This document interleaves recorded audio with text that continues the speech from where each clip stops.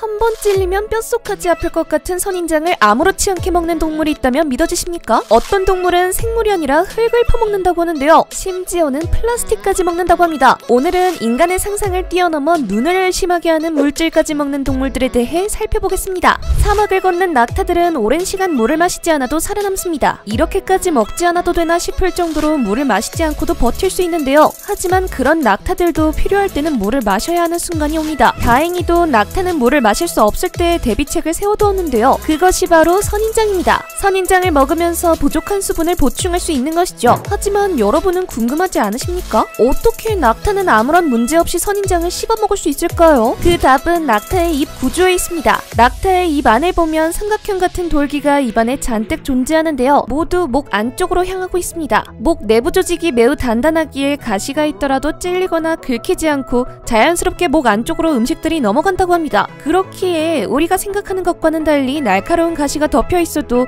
혹은 지나치게 거칠어서 삼키기에 부적절하다고 보는 물건들도 쉽게 삼킬 수 있다고 합니다. 고비 사막을 주변으로 생존하는 야생 쌍봉낙타의 경우 더 가혹한 조건에서도 살아남는 낙타인데요. 소금물 못 먹는 다른 종의 낙타들과 달리 소금물도 섭취 가능하다고 합니다. 심지어 야생 쌍봉낙타는 방사능에도 멀쩡한 모습을 보였다고 합니다. 고비 사막에선 40번이 넘는 핵실험이 벌어진 것으로도 알려졌는데요. 과학자들은 실험장 주변에 살고 있는 낙타들이 심각한 피해를 입을 것으로 걱정했습니다. 하지만 그들의 걱정과는 달리 낙타들에겐 아무런 이상이 없었다고 하네요. 오히려 폭탄 부스러기를 낙타가 씹어먹는 모습까지 관찰했다고 하는데요. 극한 상황에서 생존하려면 보통이 아니어야 한다는 것을 보여준 사례라 할 수 있겠습니다. 긴 날개와 위험 넘치는 모습, 수염수리를 본 이들은 압도적인 생김새에 다들 경악합니다. 이들은 사바나의 스캐빈저라는 별명을 지니고 있는데요. 수염수리가 지나간 곳은 뼈조차 남지 않습니다. 문자 그대로 뼈조차 남지 않는데요.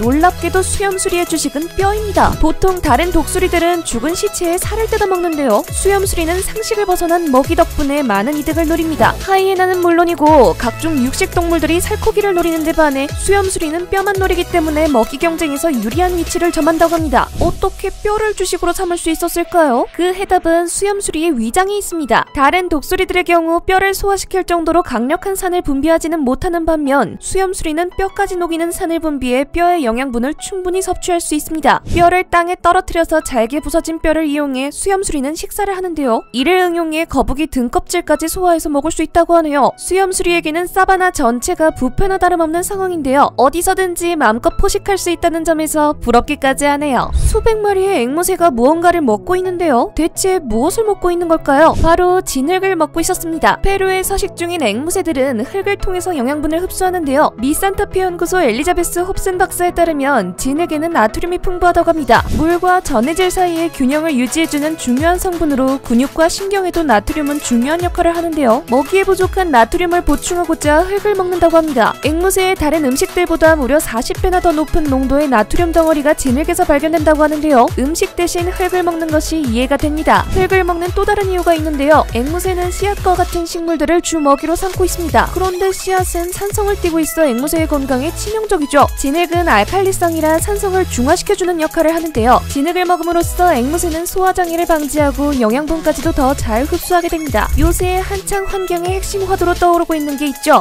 바로 미세 플라스틱입니다. 우리가 쓰고 버린 빨대부터 비닐까지 플라스틱은 완전히 분해가 되기 쉽지 않은데요. 문제는 이 미세 플라스틱이 식물은 물론이고 동물들에게 들어가 생태계를 파괴한다는 점입니다. 그런데 이 플라스틱을 먹어치우는 동물이 있다는 사실 알고 계시나요? 식물성 플랑크톤이 미세 플라스틱을 먹는다고 합니다. 원래는 먹질 않았지만 세대를 거듭하면서 미세 플라스틱을 먹을 수 있게 진화했다고 하는데요. 실제로 플라스틱을 먹는 장면이 현미경으로 포착되어 화제가 된 적도 있습니다. 하지만 먹을 수 있을 뿐 완전히 소화는 불가능한 것으로 알려졌는데요. 한국에서 이것을 가능하게 했다고 합니다. 유전자 조작을 통해 플라스틱을 완전히 소화하는 식물성 플랑크톤을 개발한 것인데요. 원시의 자연을 복구할 수 있는 중요한 기술이라고 합니다. 정말 놀라운데요. 하다하다 플라스틱까지 먹는 생물이라니 인간의 개입이 있었더라도 자연은 정말 위대하네요. 생존의 위기에 몰리면 동물들은 인간이 상상하지 못하는 놀라운 일들을 한다고 하는데요. 이번에 동물들의 모습을 보면서 불가능한 것은 없다라는 생각이 들었습니다. 동물들은 대체 어디까지 먹을 수 있는 것일까요? 이제는 신기한 걸 넘어서 약간 두렵기까지 하네요. 구독과 좋아요 잊지 마시고 꼭 눌러주세요. 다음에는 더 유익한 정보로 찾아뵙겠습니다. 지금까지 생생지식정보입니다.